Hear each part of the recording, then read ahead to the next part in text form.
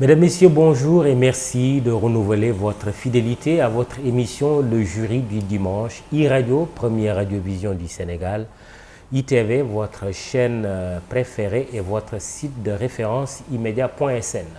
Sujet dominant de ce JDD, l'habitat, le logement, et nous recevons M. Amadou Thiam. Il est le directeur général de la construction et de l'habitat, ingénieur polytechnicien formé à l'école polytechnique de Thiès, diplômé de l'École nationale des ponts et chaussées de Paris en France. Bonjour M. Thiam et bienvenue. Bonjour Mamadou, merci de nous avoir invités aujourd'hui. Tout le plaisir est pour nous. Vous capitalisez une expérience de près de 15 ans dans les domaines du génie civil, du développement durable et dans la conception et le suivi de politiques publiques.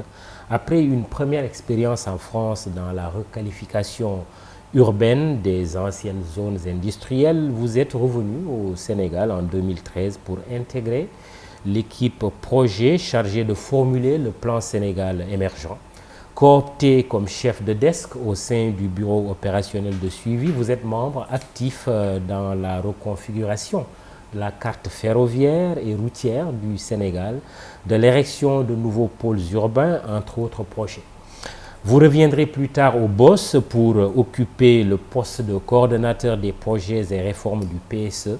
Vous avez également conduit techniquement le projet de développement des sphères ministérielles et de la Maison des Nations Unies au niveau de l'Agence de gestion du patrimoine bâti de l'État comme directeur des grands projets et développement et directeur technique. Vous êtes enfin le secrétaire général de l'amicale des diplômés de l'école polytechnique de Thiès. Alors, on connaît l'adage, quand le bâtiment va, tout va. On a entendu aussi du ministre du Logement ces dernières heures. Mais est-ce que le bâtiment va au Sénégal?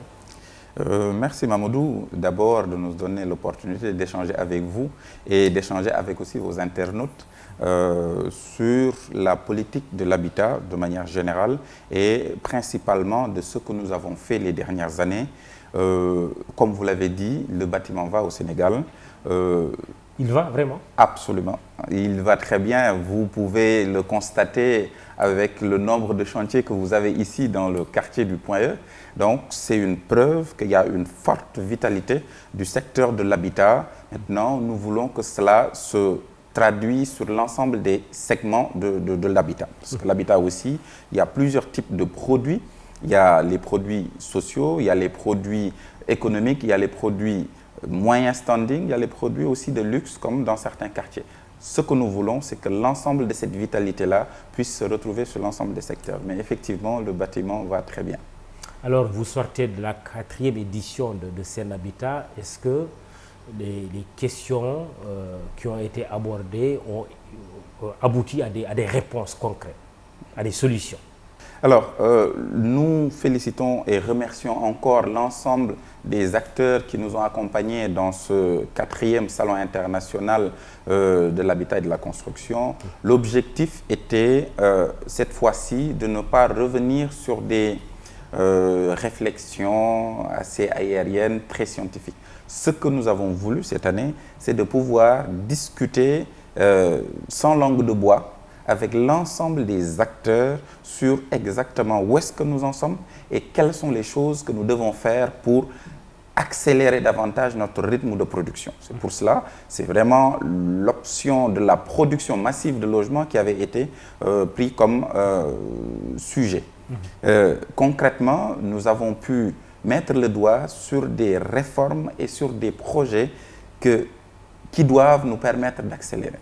Entre autres, nous sommes revenus sur les questions foncières, nous sommes revenus sur comment faire en sorte que la question de l'aménagement, tant voulu par le président de la République, pour un peu éviter le phénomène des inondations, on peut être plus résilient au choc climatique, que cela soit une réalité d'un point de vue financement comme d'un point de vue réalisation. Nous sommes revenus aussi sur les questions de financement, parce qu'aujourd'hui, pour pouvoir porter l'ambition que les autorités ont et aussi que les populations ont comme aspiration, il nous faut mieux optimiser les circuits de financement. Nous y reviendrons certainement tout à l'heure. Mais aussi, nous avons remis au goût du jour un certain nombre de principes qui nous avait valu les 30 glorieuses, hein, comme on dit dans notre secteur, entre 60 et 80, le Sénégal avait la meilleure politique de l'habitat. Et c'est exactement 30 années glorieuses supplémentaires que nous sommes en train de mettre en place avec l'ensemble des instruments que l'État a développés les 3 dernières années. À côté de cela aussi, nous sommes revenus sur la notion du capital humain, parce qu'il est nécessaire d'industrialiser.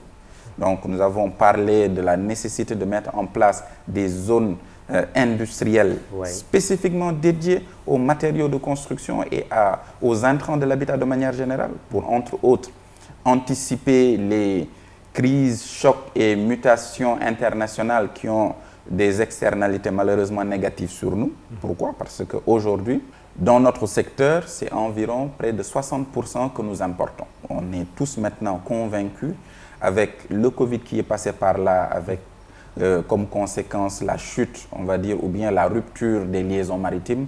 Ensuite, nous avons eu la crise russo-ukrainienne qui a eu des impacts assez terribles, hein, sur d'abord les questions énergétiques. Donc l'ensemble des usines qui produisaient à travers le monde les intrants que nous avons vont nous donner notre part de la facture de cet incrément énergétique.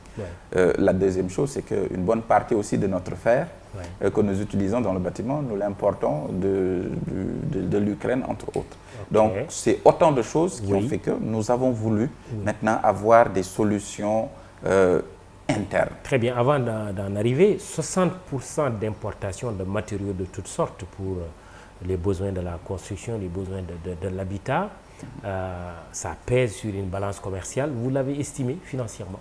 Alors, une étude est en train d'être réalisée par le ministère de l'économie et parmi l'ensemble des critères, nous nous sommes rendus compte qu'ils avaient fait une première étude, hein, c'est sur l'import-substitution. C'est ça exactement le titre de l'étude. Ils se sont rendus compte, bon, nous on savait déjà, on leur a dit qu'il était nécessaire d'intégrer les questions du bâtiment parce qu'on importe énormément.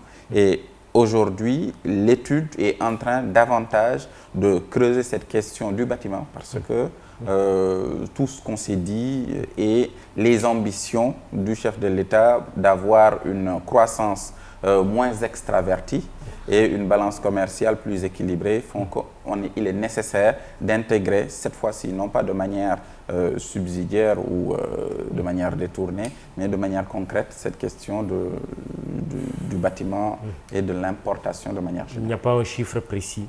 Non, c'est en cours. Très bien. Et dès que c'est disponible, nous vous le communiquerons. Alors, la question foncière a été abordée au cours de cette 4e édition du Salon de l'Habitat. On sait qu'il y a une réforme qui est en discussion depuis des années, mais qui tarde quand même à se réaliser. On va y aller finalement, il y aura une réforme foncière au Sénégal? Alors, la réforme foncière aujourd'hui, elle a été engagée et les premières conclusions ont été mises sur la table de l'autorité. Maintenant, vous savez que le Sénégal a une politique de dialogue qui ne lui permet pas d'être aussi cavalier que certains pays dans la réalisation et la prise de possession. C'est pour cela que des négociations sont toujours en cours. Il est clair que l'ensemble de nos projets ne pourrait se faire sans foncier. Donc là aussi, c'est un appel que je lance à l'ensemble des populations pour leur dire une chose simple. L'ensemble des projets sont des projets d'intérêt public. C'est pour tout le monde. C'est l'intérêt national qui est au devant, qu'il devrait davantage se rapprocher des autorités qui sont porteurs de ces projets-là, qu'ils leur expliquent toutes les externalités positives qu'ils ont. Je donne un exemple. Au niveau de Daga-Kholpa, nous avons un très grand projet de construction d'une nouvelle ville. Aujourd'hui, la Société d'aménagement foncier et de rénovation urbaine, la SAFRU, qui a été créée, va aménager l'ensemble de cette partie sur quasiment 1100 hectares. Et les villages qui sont à l'intérieur ou à côté vont avoir des externalités positives sans commune mesure. Ces populations-là devraient avoir une oreille plus attentive sur exactement ce qu'ils vont gagner et non pas parfois suivre des personnes mal intentionnées, parce que c'est ce que nous constatons dans ces... Donc en réalité, cette réforme foncière, en tout cas cette manière de pouvoir utiliser le foncier du domaine national qui appartient à tout le monde pour des projets d'intérêt national doit être mieux prise en compte par les populations parce que l'État, en réalité, ne travaille que pour eux. Daga Kholba sera érigé en nouvelle ville. Exactement. Sur un horizon de... les travaux devraient démarrer normalement en fin d'année. Maintenant, nous sommes en train de finaliser les discussions avec les populations. Il faut savoir que pour ce projet, nous avons déjà formulé un financement avec la Banque mondiale de près de 100 millions de dollars, extensible à 300 millions de dollars. Là aussi, c'est peut-être le lieu de remercier les autorités qui ont réussi à faire revenir ces deux grands bailleurs dans le secteur du logement. Tout à l'heure, je vous disais qu'on a eu des 30 glorieuses et ces 30 glorieuses-là ont pu être réussies parce qu'à l'époque, la Banque mondiale et l'Agence française de développement nous accompagnaient dans ces politiques-là. Pour diverses raisons, notamment les ajustements structurels des années 80, etc., ont fait qu'ils se sont orientés vers d'autres types de projets. Et elles se sont rendues compte que le logement est important. Voilà, le logement est important. Et là, les deux, AFD comme Banque mondiale, sont en train de revenir et c'est pour cela que nous avons vraiment une vision très radieuse des prochaines années. Nous aimons bien les chiffres. Hein. Là aussi, c'est un projet qui se chiffrait à combien? Alors, le projet de la Banque mondiale est environ de 100 millions de dollars. Donc, on est environ à 60 milliards pour faire court, mais avec une possibilité d'être multiplié par 3. L'AFD, la formulation est en cours. Pour rappeler leur intérêt, ils étaient partis sur un don de 100 000 euros et après avoir discuté avec le ministre Abdoulaye Seydou Sow, ils se sont rendus compte que les besoins étaient très pertinents et qu'il fallait quitter le don de 100 000 euros pour aller formuler un projet de plusieurs millions d'euros. Donc là aussi, l'objectif maintenant, une ville, elle se construit sur 15-20 ans. Ça aussi, il faut que les gens sachent un peu le processus de construction d'une ville. Là, l'ensemble des études pour la phase prioritaire de 400 hectares sont terminées. Donc, l'avant-projet sommaire est disponible. L'avant-projet détaillé aussi est disponible et sera partagé par la SAFRU certainement les jours à venir. Et nous vous inviterons à venir discuter. Et vous verrez que c'est vraiment des villes aux standards internationaux que nous sommes en train de développer actuellement au Sénégal et c'est vraiment heureux de le constater. Pour y avoir travaillé dans le plan Sénégal émergent, le projet de la Maison des Nations Unies, les sphères ministérielles, le réseau ferroviaire, qu'est-ce qui vous ferait dire que ce projet dirigé d'Daga Kholba en nouvelle ville ne sera pas un éléphant blanc? Alors, là, c'est quelque chose, on est certain que ce projet va se réaliser, tout simplement parce que le Sénégal doit aller vers des projets d'envergure. Il est clair que dans ce genre de projet, il ne faut pas avoir peur d'aller vers l'inconnu. Depuis 2012, il faut se rendre compte que le Sénégal a fait des bonds qu'on n'attendait absolument pas. Je disais à un ami la dernière fois que lorsque nous sommes rentrés en 2013 et qu'on a démarré le plan Sénégal émergent, tout le monde nous disait non, arrêtez votre projet là, retournez en France, travaillez parce que ce plan ne verra jamais le jour. Aujourd'hui, 10 ans plus tard, quasiment, tous les économistes, tous les spécialistes des politiques publiques s'accordent à dire que c'est un excellent plan. Deuxièmement, cela nous a valu de mieux supporter le choc du Covid et de l'Ukraine parce qu'on avait des taux de croissance qui étaient très très appréciables parmi les meilleurs en Afrique. Donc aujourd'hui, le Sénégal est à la croisée des chemins. Nous avons des politiques publiques très ambitieuses, nous avons une situation économique très favorable. malgré la morosité internationale, parce que nous avons des perspectives. Il faut savoir que très souvent, la chose la plus fondamentale, c'est le facteur de production dans un pays. Et le facteur de production, notre facteur de production qui est l'énergie, entre autres, va connaître des très beaux jours avec le feu gaz qui arrive dès l'année prochaine. Donc aujourd'hui, il ne faut plus avoir peur de donner aux Sénégalais ce dont ils ont besoin. Et aujourd'hui, la ville de Daga-Kholpa, la nouvelle ville de Daga-Kholpa, va permettre d'anticiper encore une fois la conurbation qui est prévue entre Dakar-Mbour-Thiès. Il faut savoir que les urbanistes et les spécialistes ont fait une étude et se sont rendus compte que dans les décennies à venir, Dakar, Mbour et Thiès seront une seule et même mégalopole.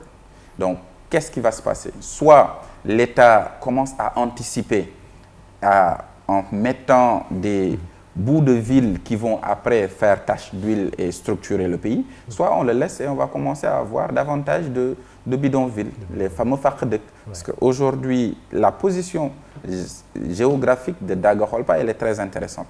Elle est, se trouve où d'ailleurs sur la carte? Effectivement, c'est ce que où se trouve Daga-Kholpa? Voilà, Daga-Kholpa est dans le triangle, au centre du triangle entre Diamniadio, qui est une ville qui va être une des références en Afrique très bientôt, entre Diamniadio, l'AIBD, donc l'aéroport, et le port de Ndayane. Donc vraiment, c'est une zone qui va être très prisée avec un très fort potentiel économique, avec des connexions en termes d'infrastructures très privilégiées et aussi une capacité à pouvoir être connecté à l'eau, à l'électricité, à un certain nombre de choses. Oui, mais quelles mesures avez-vous prises pour qu'on n'assiste pas encore à une spéculation foncière, renchérissement donc des superficies, de l'assiette foncière? Exact. Donc c'est pour ça que le chef de l'État a créé la SAFRU, à qui on a donné quasiment 1100 hectares pour pouvoir, développer et maîtriser aussi ces questions de spéculation et de renchérissement des coûts. Donc la SAFRU va viabiliser, donner une partie au projet 100 000 logements et l'autre partie, ce sera à la SAFRU de gérer la commercialisation. Et donc, une entité publique qui gère une commercialisation sera plus encline à suivre les politiques de l'État en matière de maîtrise des coûts qu'une entreprise totalement privée. Très bien. Est-ce que vous pensez aussi à l'arbitrage mais nécessaire et indispensable entre les zones industrielles à aménager? Quand on regarde, c'est le cas par exemple de Diamniadio, mais on sait que Diamniadio aussi, il y a des habitations. Mais il y a nécessairement un arbitrage à faire entre les zones industrielles ou à industrialiser et les zones d'habitation. Vous y avez pensé? Effectivement. Et ça, peut-être, je vais citer le très beau travail fait par l'Agence nationale de l'aménagement du territoire qui a réfléchi cette fois-ci à un plan national de l'aménagement du territoire et de développement. Et l'ensemble de ces allocations, de ces zones de production, les zones agricoles, les zones industrielles, les zones d'habitation ont été analysées et proposées même en loi. Donc aujourd'hui, cet équilibre et cette symbiose qu'il doit y avoir avec l'ensemble de ces zones d'activité spécifiques ont été mis sur la table, analysés, challengés par des experts nationaux comme internationaux. Et aujourd'hui, nous pouvons, de manière très, on va dire, décontractée, si je peux me permettre, de réaliser l'ensemble des projets de l'État parce qu'on sait exactement qu'est-ce qu'on peut faire et où on peut le faire. Pour éviter les erreurs commises à Dakar. Par exemple. 80%. Voilà. L'une des choses très intéressantes. Une forte pression démographique. Exact. Il faut savoir aussi que ce n'est pas une très mauvaise chose d'avoir ce genre de potentiel parce qu'il est clair qu'avec nos configurations, nous avons énormément de défis. Lorsque nous avons ces pressions démographiques qui vont avec des pressions en termes de transport, en termes d'énergie, en termes d'eau, mais ils viennent aussi avec un grand potentiel. Ce potentiel-là doit être canalisé Ce potentiel-là aussi doit être canalisé en interne, c'est-à-dire dans les villes qui existent, mais aussi doivent être canalisés et fixés vers d'autres zones, d'autres bassins d'emploi, d'autres bassins de création de richesses pour que les gens y aillent. Maintenant, pour peut-être finir sur les questions de est-ce qu'on peut mettre telle activité ou telle activité à tel ou tel endroit, il est important de rappeler que l'ANAT et le gouvernement du Sénégal ont mis en place un nouvel outil qui est formidable, à mon avis, en tant que spécialiste du secteur, c'est le visa de localisation. Donc aujourd'hui, lorsque vous voulez démarrer un projet quelque part, dans la procédure, dans l'instruction des dossiers, nous allons vous demander de nous donner, de fournir le visa de localisation. Et le visa de localisation vous permettra de savoir que votre projet, le lieu où vous voulez l'implanter, c'est un lieu qui est propre ou impropre à l'activité que vous voulez mettre. Donc tout ça, c'est pour peut-être mettre plus de cohérence dans nos développements. Très bien. Quand on parle de nouvelle ville, on pense aussi à cette fameuse nouvelle capitale. Est-ce que c'est un projet qui est toujours d'actualité? Alors, nouvelle capitale, donc Dakar qui perdrait son statut. Alors, à mon avis, cette question de capitale, moi, je la tournerai dans un autre sens. Aujourd'hui, l'État du Sénégal s'est résolument tourné vers la création de 27 pôles urbains. L'idée, c'est pas forcément de réfléchir en tant que capitale, mais de réfléchir en tant que zone urbaine où il y a absolument tous les démembrements. C'est-à-dire la question économique doit s'y retrouver, les questions administratives doivent s'y retrouver. Vous avez maintenant vu que le patrimoine bâti a lancé la politique de sphère administrative régionale, après avoir délocalisé les sphères ministérielles vers Diamniadio et être plus proche des populations, parce que le ministère de l'Agriculture, par exemple, ou bien le ministère de l'Éducation, l'enseignant qui est à Bokidjawe, d'habitude, il venait à Dakar, il faisait plusieurs services pour avoir ces documents. Maintenant, il vient à Diamniadio en une journée, sur un lieu, il peut faire l'ensemble de ces secteurs et partir. De la même manière est en train d'être théorisée et implémentée. La première sphère administrative est en train de se finir sur Kaffrine. D'autres vont être réalisées au niveau de Kédougou et de Sédhiou, etc. Donc, Kaffrine, c'est la ville du ministre du Logement. Effectivement. Et Bokidjawe, c'est notre village. Exact. Oui, mais exactement. quand même, ça ne s'arrêtera pas à Kaffrine, quoi. Non, ça ne s'arrêtera pas à Kaffrine. Et peut-être pour sa défense, lorsque le projet démarrait, il n'était pas encore ministre du Logement. Donc, ce n'est pas forcément son initiative. Très bien. Oui, il reste que schématiquement, les gens ont toujours dit, et ça ne date pas d'aujourd'hui, il faut dissocier la capitale économique de la capitale administrative. Alors, effectivement, et donc ce que je disais tout de suite, donc ces questions administratives, Dakar sera toujours Dakar. Il faut vraiment être conscient de cela, même si la délocalisation progressive que l'État a démarré, d'abord avec Diamniadio, puis avec Daga-Kholpa, puis les autres villes, va permettre de baisser un peu la pression foncière et les spéculations, malheureusement, qui s'y greffent. Nous allons de plus en plus vers une amélioration et un changement de paradigme au niveau de l'administration. La centralisation de l'ensemble des activités autour de Dakar va progressivement changer. Et ce changement de paradigme-là et la création de nouveaux foyers économiques partout à travers le Sénégal va faire qu'on n'aura plus peut-être à réfléchir toujours capitale Dakar, capitale économique ou capitale administrative, parce que ça soit pour avoir de l'emploi ou bien pour avoir ces documents administratifs, nous allons de plus en plus aller vers la déconcentration et la décentralisation. Il faut savoir que le président, il adore et il veut réellement qu'on mette en place la question d'équité territoriale. C'est une vision plus large. Parlons maintenant de l'offre de logement au Sénégal. Comment se décline l'offre de logement au Sénégal en sachant que tout le monde rêve d'avoir un toit? C'est une question de dignité, c'est une question de réalisation personnelle et sociale. Comment se décline l'offre de logement? Alors, l'offre, elle est très forte et totalement de manière normale, hein, vous l'avez dit tout de suite, c'est une forme de réalisation. Tout le monde aspire à avoir cette forme de dignité-là que confère le logement. Parce que avant même de manger, les gens ils se disent, le jour où j'ai ma maison, je pourrai après faire ma bouillie de mil à l'intérieur sans pour autant que quelqu'un s'en rende compte. D'abord, il faut se loger. Et les crises récentes dans le monde arabe, par exemple, nous ont montré qu'il y a un pays que je ne citerai pas a pu résister. Pourquoi? Parce que la politique de l'habitat était tellement déconcentrée, tellement accessible à un plus grand nombre que ça a été un frein, on va dire, ça a permis de faire tenir le pays. Donc en réalité, le Maroc, si vous ne voulez pas le nommer.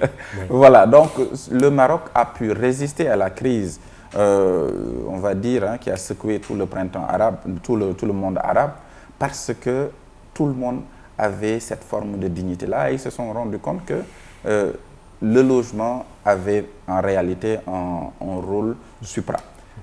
Et aujourd'hui, on est environ à plus de 350 000 demandeurs de logement avec un incrément qui varie entre 12 000 et 15 000 chaque année, au moment où nous produisions, dans les années 2012-2019, environ 5 000 unités d'habitation. Et donc, dans unité d'habitation, nous avons les logements et les parcelles viabilisées à bâtir. Donc, aujourd'hui, l'année prochaine, en 2023, nous allons refaire, via le recensement général de l'habitat et de la population, de nouvelles statistiques. Parce qu'on s'est rendu compte que la demande que nous recevons, par exemple, au niveau de la plateforme que nous avons mise en place pour les 100 000 logements, nous sommes à 271 000 demandeurs. La demande, elle est extrêmement forte.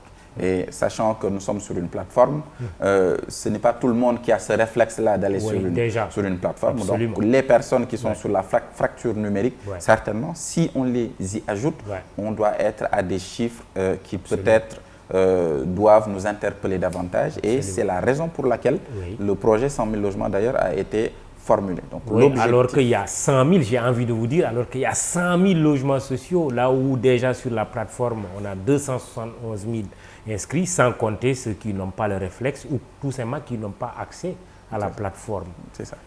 C'est quand même énorme. La demande, elle est là. Mais cette offre de 100 000, est-ce que, tout en n'étant pas rien, est-ce que ça ne risque pas d'être un coup d'épée dans l'eau? Je pense que ce serait une excellente chose pour la simple et bonne raison que d'habitude, hein, c'est le cas dans tous les projets, les grands projets, ils s'accompagnent de grandes réformes.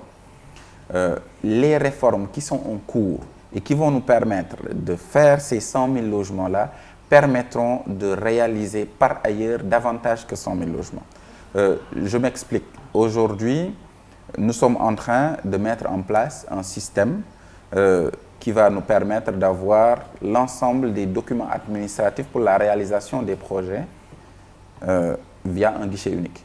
Donc, ce guichet unique-là, demain aussi, va pouvoir bénéficier aux autres promoteurs, aux autres coopératives, aux autres personnes individuelles qui sont en train de construire. La deuxième chose, c'est que après les questions foncières, nous avons les questions d'aménagement. Aujourd'hui, la SAFRU qui vient, qui aménage 100 hectares dans Dagakholpa, les villages qui sont à l'intérieur, les extensions de ces villages-là, ils vont pouvoir bénéficier de ces aménagements-là et peut-être faire un développement immobilier totalement différent de ce qu'ils auraient pu faire si toutefois l'État n'avait pas mis en place cela. La troisième chose, c'est qu'en réalisant ce projet-là, nous allons, entre autres, mettre en place des unités industrielles qui vont nous permettre de normaliser, de standardiser le bâtiment et de pouvoir multiplier notre cadence par 4. Il faut savoir que l'ensemble de ces usines, donc on peut citer entre autres Sisol, hein, que nous avons mis en place avec la SICAP, qui va nous permettre d'avoir une cadence d'au moins 1000 logements produits par année. Cette Sisol-là va, après, commencer à vendre à Amadou Thiam, à Mamoudou, etc., pour pouvoir continuer à maintenir cette cadence. Par ailleurs, l'ensemble de ces logements doivent être réalisés par une main-d'œuvre. Cette main-d'œuvre-là, nous avons fait une étude grâce au 3FPT, que je salue et je remercie encore, et on s'est rendu compte que sur les 14 régions, les 9 avaient un déficit en main-d'œuvre pour réaliser les projets actuels.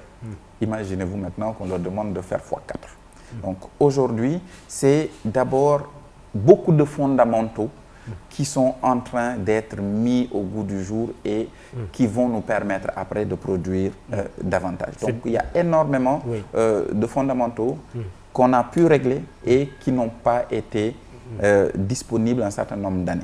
Okay. On a compris qu'il y a un volet main-d'œuvre dans la réalisation de ce projet de 100 000 logements qui peut être multiplié, comme vous dites, par 4. C'est bien ça, si j'ai bien résumé votre pensée. Et donc des emplois qui seront créés. Exact. Donc, la DGPPE, la Direction de la Planification et des Politiques des Études économiques, nous a sorti les chiffres. La réalisation de ce projet nous permettra d'avoir plus de 600 000 emplois. 600 000 emplois. 600 000 emplois. Donc, aujourd'hui, il est fondamental que nous puissions capter pour nos populations ces emplois. Pourquoi? Temporaire. Certes, temporaire, mais comme on dit... un Africain sur 2 sera urbanisé les 20 à 30 prochaines années. Donc, notre dynamique de production de logements ou de construction ne va pas s'arrêter. Très bien. Alors, moi, j'ai envie quand même de vous dire, bon, ça fait des années aussi qu'on parle des 100 000 logements. Vous en êtes où? Combien de logements, au jour d'aujourd'hui, ont été créés? C'est une excellente question qu'on nous pose très souvent.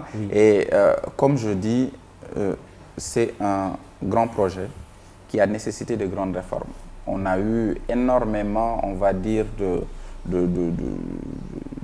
d'instruments qui ont été mis à l'écart les 30 dernières années, depuis les années 90, et l'ensemble de ces instruments devaient être remis au goût du jour ou recréés. C'est ainsi qu'on a créé d'abord un dispositif qui nous permet d'avoir du foncier. Imaginez-vous, depuis 1999, la SNHLM n'avait pas reçu un seul hectare de l'État. Et ils viennent de recevoir 50 hectares au niveau des Sébikotane. Donc la mise à disposition du foncier pour produire est maintenant relancée. L'aménagement est déjà relancé. Il faut dire qu'aujourd'hui, la SAFRU, nouvellement créée, est en train d'aménager plus de 6 sites. Ça nous permettra de voir un peu l'intervention du projet. On est sur Bambilor, on est sur Fatick, on est sur Kaolack. Le ministre était hier sur Fatick où il a regardé le lot qui sont en train d'être produits, qui sont terminés, qu'on va bientôt attribuer. Nous avons aussi des interventions sur Kébémer, nous avons des interventions sur Diourbel, nous avons aussi des interventions qui vont venir dans d'autres régions, dans le sud, notamment avec des coopératives, la coopérative Soforal de Ziguinchor, etc. Donc aujourd'hui, il a fallu faire un certain nombre de choses en termes d'instruments, de réformes pour pouvoir produire. Le design thinking nous apprend aussi que pour pouvoir aller à l'échelle, la phase, on va dire, d'initiation prend toujours plus de temps. Oui, mais sauf qu'au Sénégal, c'est très lent, il faut le dire aussi. Les lourdeurs administratives, les choses ont tendance à prendre un peu trop de temps. C'est pour ça que l'ensemble de ces instruments sont sous le sceau du fast track. Et peut-être la bonne nouvelle, j'aurais dû laisser le ministre... C'est un slogan qui est là, mais bon, c'est une réalité. C'est une réalité dans notre secteur. Pourquoi aujourd'hui, le ministre l'a dit lors de notre séminaire de ce début de semaine, nous allons signer avec des promoteurs internationaux qui vont venir maintenant nous permettre d'aller à l'échelle. Parce que nous avons dans notre pipe plusieurs promoteurs nationaux qui sont en train de faire un très bon job, mais pour pouvoir atteindre la vitesse de croisière que nous voulons. Aussi, il faut le dire, même si nous sommes un soutien convaincu du secteur privé national, qu'il faut continuer à soutenir, ce n'est pas une raison pour ne pas le soutenir, mais on a quand même vu dans certains projets des égarements Hein, ceux qui ont occupé les logements se plaignent. Il y a un problème d'assainissement, voilà, et d'autres problèmes liés à l'habitat. Oui. On pourrait effectivement le voir dans certains projets, et maintenant c'est pour cela. Bambilor, on en parle beaucoup déjà, voilà, du côté voilà. de Bambilor, oui. C'est des projets privés. Oui, privés, oui, d'accord. Voilà, oui, peut-être on aurait dû vous inviter le lendemain de la grosse pluie de cette année. Oui. Le site qui a été aménagé par la SAFRU, un site d'une filiale de Locafrique, mais il n'y avait pas une goutte d'eau sur le site. Donc ça aussi, c'est quelque chose qui nous montre que les investissements, les instruments mis en place répondent aux objectifs. Donc là, pour répondre à votre question, la mise à l'échelle est en cours. D'ici la fin de l'année, vous verrez un certain nombre de contrats internationaux avec des promoteurs qui vont aller dans des cadences d'environ 500 logements par mois. Et ça nous permettra rapidement de résolver le gap. Au jour d'aujourd'hui, combien de logements sociaux dans le cadre de ce projet de 100 000 logements ont été livrés?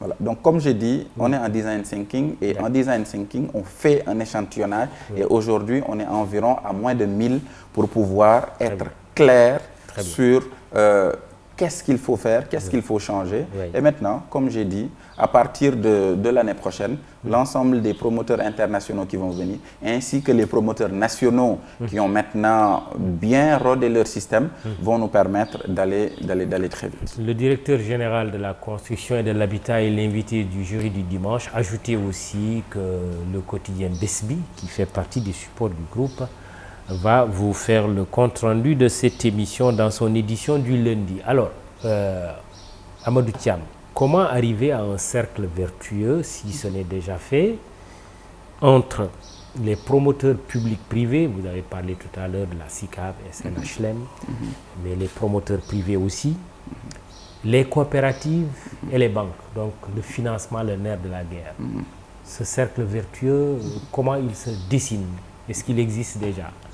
Alors, un cercle vertueux était disponible un certain temps et on a observé depuis un certain nombre d'années une nécessité d'assainir davantage le secteur. Je m'explique. On a de plus en plus d'acteurs qui ne se comportent pas d'une certaine manière et nous avons reçu instruction de refondre totalement, par exemple, le métier de promoteur immobilier. Jusqu'à présent, les promoteurs immobiliers sur lesquels nous avons une mainmise sont les promoteurs immobiliers qui interviennent dans les projets publics ou bien les projets dits sociaux.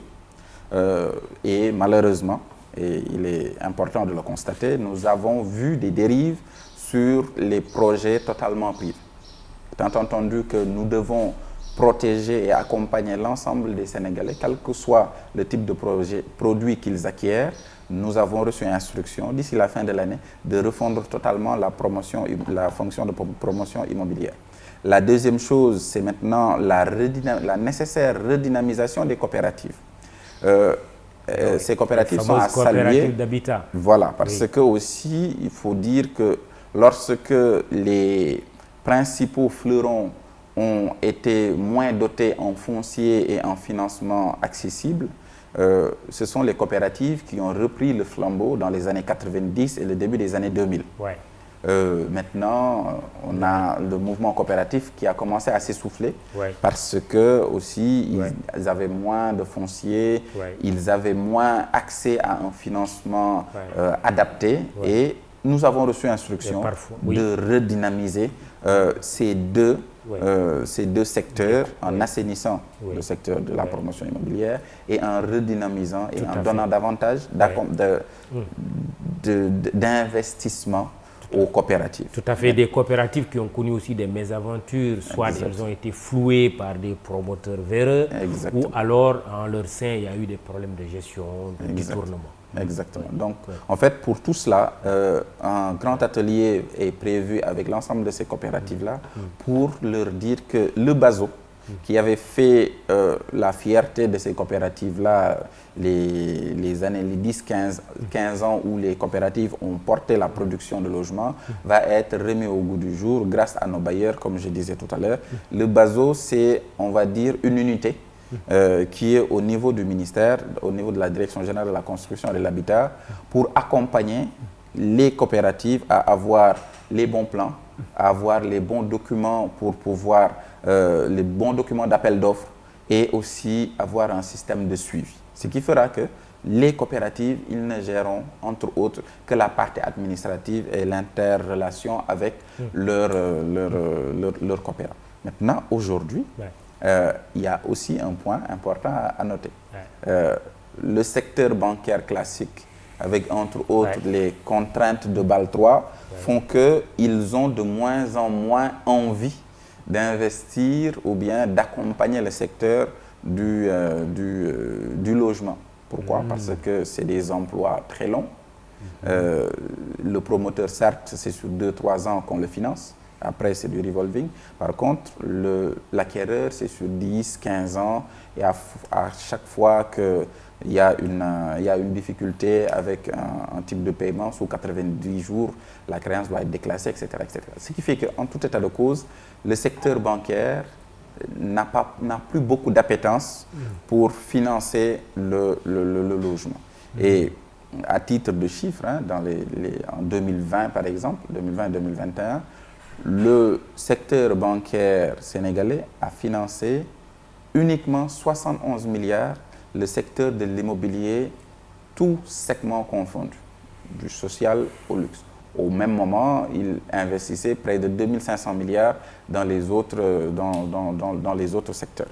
Donc aujourd'hui, il est nécessaire de ramener le secteur bancaire autour de la table parce que nous ne pourrons réaliser ces projets sans ce secteur bancaire. Et pour pouvoir le faire, vous avez certainement suivi avec beaucoup d'attention le communiqué du Conseil des ministres du président de la République récemment, il y a quelques jours, qui disait qu'on va repositionner un certain nombre d'acteurs publics qui peuvent mettre sur la table des ressources longues. Là, je veux citer la Caisse des dépôts et consignations, l'IPRES, la Caisse de sécurité sociale, et nous pourrons même y rajouter les assureurs. Il faut savoir qu'en France, le logement est moins compliqué en termes d'accès. Pourquoi? Parce qu'il y a ce qu'on appelle la Caisse de dépôt et de consignation Habitat. La CDC Habitat finance énormément. Aujourd'hui, il nous faut repositionner ces trois grands financeurs vers le financement et non pas vers la réalisation et la promotion. Ça aussi, ça nous permettra de mettre à la disposition des banques des lignes de financement qui sont moins chères. Et la deuxième chose, c'est que ces promoteurs, de manière générale, ont besoin très souvent de garanties pour pouvoir avoir un financement plus simple, plus doux. Et là, le FONGIP peut aussi entrer. Voilà, le FONGIP va accompagner et le Sénégal va signer dans les prochaines semaines, tout est calé, avec le Fonds de solidarité africain qui peut accompagner un promoteur jusqu'à 15 milliards par projet. Ce qui est totalement novateur et ça va vraiment booster l'ensemble des secteurs, que ce soit SICAP, SNHLM, que ce soit les promoteurs publics, privés, que ce soit les coopératives. Je rebondis sur financement moins lourd. Est-ce qu'on s'achemine vers une baisse du taux d'intérêt en ce qui concerne en tout cas l'immobilier de manière spécifique? Alors, donc ce que je disais, aujourd'hui le problème des taux d'intérêt, c'est que les banques se financent à un taux directeur fixé par la BCEAO. Exactement. Donc dès lors que ce taux-là atteint un certain niveau, ils ne peuvent pas être en deçà de ce taux. C'est pour cela que le chef de l'État a demandé au Premier ministre et au ministre Abdoulaye Seydou Sow de réfléchir à d'autres alternatives.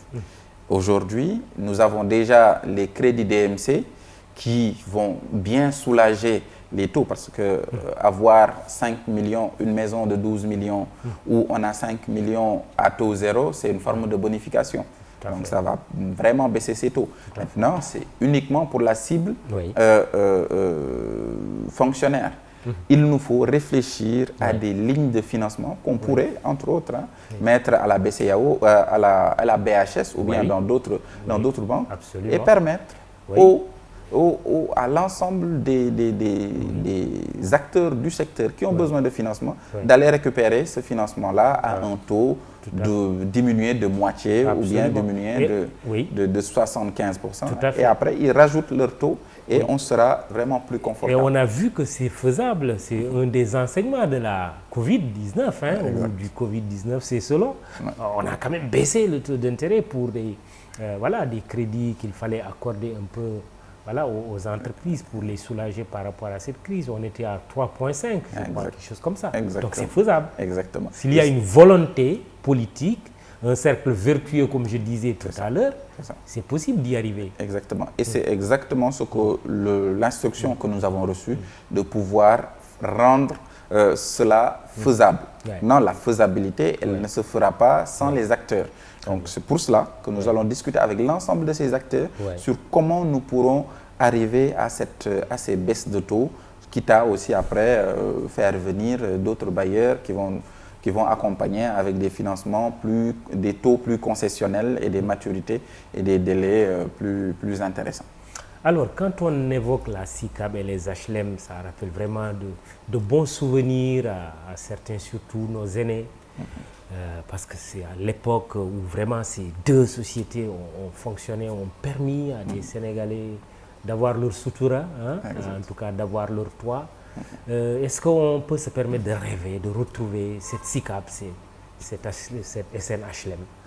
C'est la volonté ferme du chef de l'État réaffirmée lors de notre dernier entretien avec le ministre. Et deuxièmement, le ministre l'a dit il y a de cela quelques jours, et il a même donné instruction au Fonds pour l'habitat social de leur mettre chacun 5 milliards pour tout de suite souffler. Il faut savoir une chose aussi, la SICAP et la SNHLM ont toujours cette capacité et cette volonté, cette rage même, je dirais si vous les rencontrez en réunion, ils sont de vrais défenseurs de ces fleurons. Et le savoir-faire aussi. Et le savoir-faire est là. Maintenant, ils ont vécu deux choses. La première chose, c'est que les avantages qui leur permettaient d'être concurrentiels et d'être, on va dire, sociaux, avaient disparu avec les ajustements structurels. Ils n'avaient plus de foncier. Et je vous disais tout de suite que la SNHLM, depuis 1999, n'avait pas reçu du foncier. C'est le président Sall,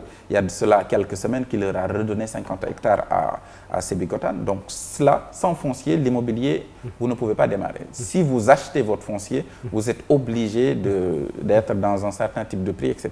Donc, nous allons leur redonner du foncier et nous allons les appuyer sur les questions de levée de fonds et de financement. Ça, c'est la première chose. Mais la deuxième chose aussi, nous leur avons demandé de revenir aussi sur les questions de location simple et de location-vente. Pourquoi si on regarde un peu les bilans de ces sociétés-là, ils ont de moins en moins de trésorerie. Pourquoi? Parce que dans les années 90, sous le magistère de Dansokho, une bonne partie de leur parc locatif avait été cédé. Le locatif permet aux sociétés immobilières d'avoir de la trésorerie, de payer un certain nombre de charges et de pouvoir souffler et aussi de pouvoir être plus en adéquation avec les populations. Il faut savoir une chose, au Sénégal et dans le monde, tout le monde ne peut pas être propriétaire. Chacun, en fonction de son niveau, doit par contre pouvoir se loger. Pourvu que le loyer soit accessible, ça nous modéré, de parler du loyer de la location. Le constat est fait, une loi a été votée, une loi qui n'a pas produit ses effets, pour ne pas dire qu'il a échoué. Alors, je ne parlerai pas d'échec parce que au niveau du ministère, il y a une direction qui suit les politiques de logement de manière générale et on s'est rendu compte que de 2014 à 2018, les prix étaient maintenus. Donc, ce qui s'est passé, c'est que malheureusement, les prix ont repris vers 2019. C'est d'ailleurs en 2019 que cette direction-là a été mise en place.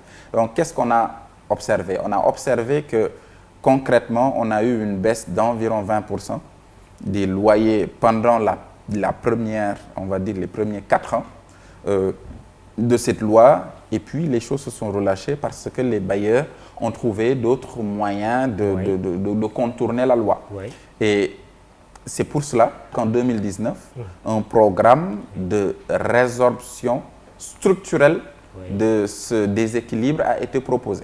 Donc, d'un point de vue économique, la seule manière de régler le problème du loyer de manière définitive, c'est de produire suffisamment de logements pour ceux qui peuvent acquérir et remettre au goût du jour la location-vente. Il faut savoir que SICAP et SNHLM vont s'y remettre, certes, mais aussi le Fonds 6, qui est le Fonds souverain du Sénégal, a créé ce qu'on appelle Cajom Capital, qui est une filiale qui va lui être uniquement dédiée à la location-vente. Ça va permettre de baisser.